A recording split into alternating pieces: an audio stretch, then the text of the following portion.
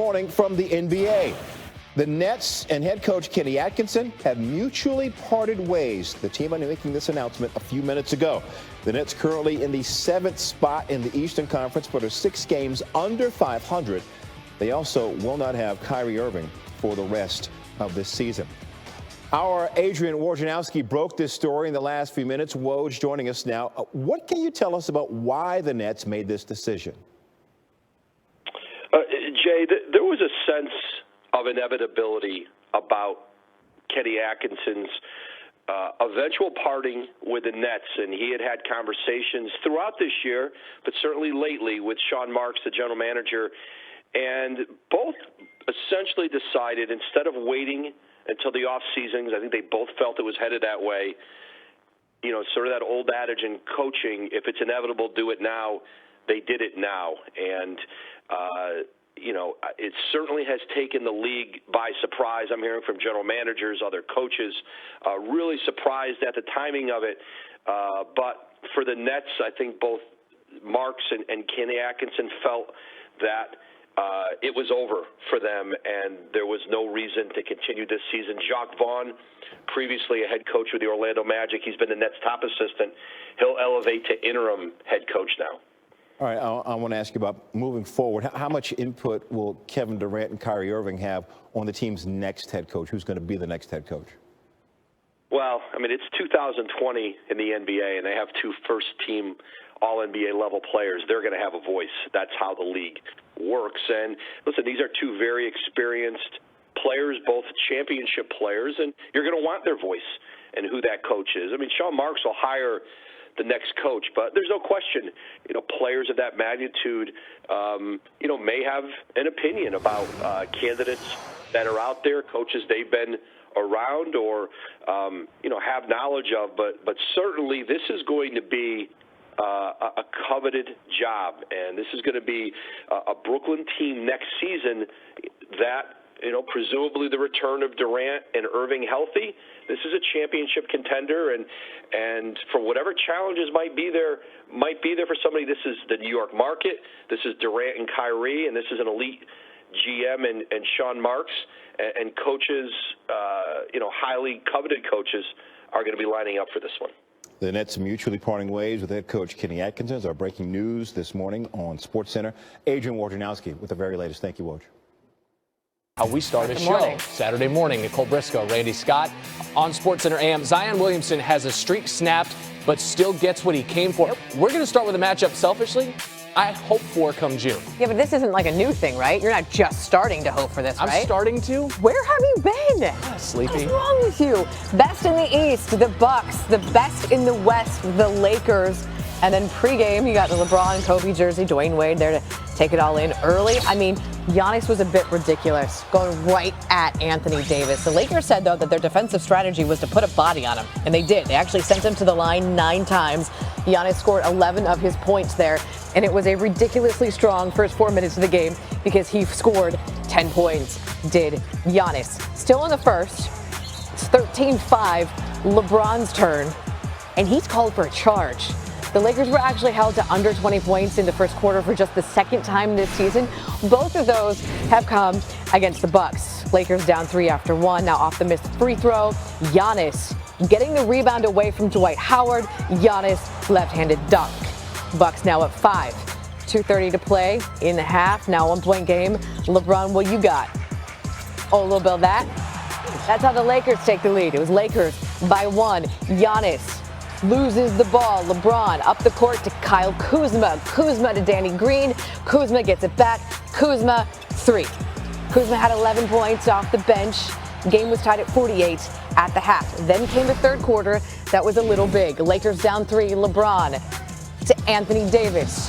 Could they have scripted that any better? Probably not. Lakers cut the lead to 1.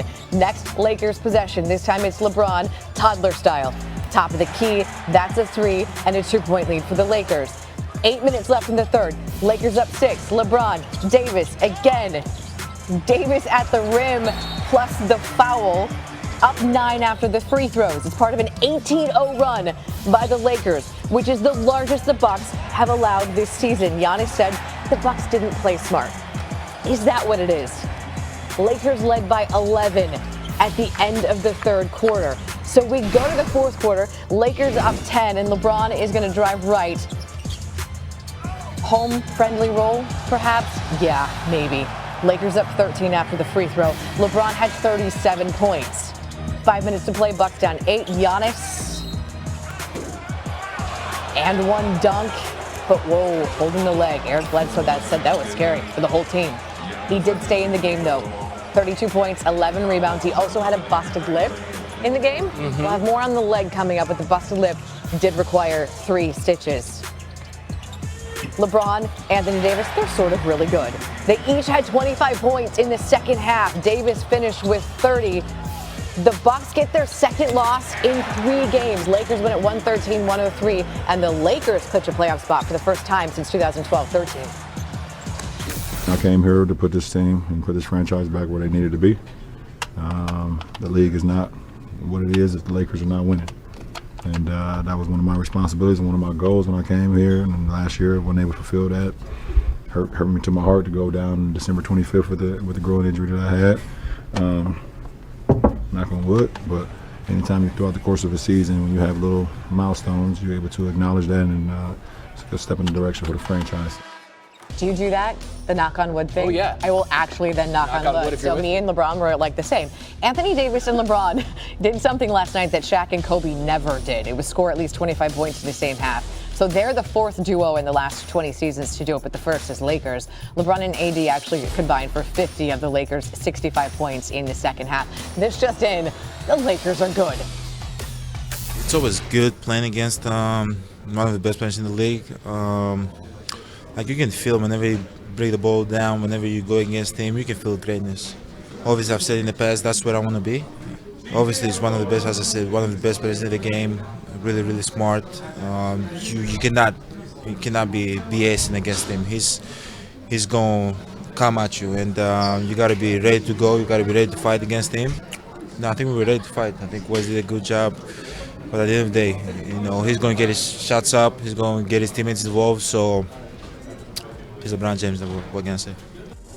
The Bucks and Lakers are 2-1 co-favorites to win the NBA title, but the Lakers actually have longer odds to win their conference than the Bucks. It's probably not surprising. But if the Bucks are going to be the team to beat in the East, Paul Pierce and Jalen Rose say Giannis is going to need some help. Some help. He need a consistent second superstar, and that's the one thing that worries me about the Bucks. If they were to get to the finals to face the Clippers or the second best player is Anthony Davis. Yeah. He's one of the top 10 players in the game. Middleton is an all-star. Where was Bledsoe? He didn't want to be out there. He seemed disinterested. He was out of control. Wesley Matthews wasn't knocking down shots. So the Lakers are just more talented, play better, and deserve to win today. We'll have much more on the Lakers' big win ahead, including how the King continues to reign and how he's consistently better than the reigning MVP. That's ahead on SportsCenter AM. Zion gets bumped to story 1A of the morning because of the NBA Finals preview. But Zion and the Pelicans, they've lost 3 straight. They're welcoming the Heat to New Orleans. And the Heat were throwing bodies at the rookie. Didn't matter. Zion gets that to go. 13 straight games coming in here with 20 or more points. We'll see if that streak would live to see another day. Hits Lonzo here sharing the basketball. One of his 2 dimes. His ball knocks down the triple. Williamson here, full head of steam. You can throw bodies at him if you want to. Do you want to step in front of that? Jimmy Butler let it go by. We'll say that. Jimmy Butler didn't stop ball there. Drew Holiday lobbing one up. Zion throwing it down. It's not a good pass. The ball actually hits the backboard before Zion throws it down. But we've heard it here on this set. Bad passes make great alley-oops. Zion Williamson posting up Jay Crowder. He got Crowder with an elbow. I mean, I'm surprised. I'm not surprised because Crowder's tough. But Crowder got up. This was a big elbow from a big young man. 11 points for Zion, 5 of 5 shooting in the first half. Speaking of shooting, Duncan Robinson passed Wayne Ellington for the Heat's single-season three-point record. He's made 223 more three-pointers than he made a season ago. He only made 10 a year ago. He's sitting on 230. Oh, my word. Yes, fourth quarter. Zion, not a 3, just a dunk. Still impressive. Pelicans up 93-79. Robinson going to come around a screen for a triple here. No one has had a larger increase year over year in made threes than Duncan Robinson. He's actually tied with George McLeod for the record, but he'll break it with 20 games or so to play. Here, Robinson, pump fake. He's wide open. The pride of Phillips Exeter Academy there knocking that. Alvin Gentry with the Heat cutting into one. I want a timeout. And you're drawing it up for a guy in Brandon Ingram who was 2 for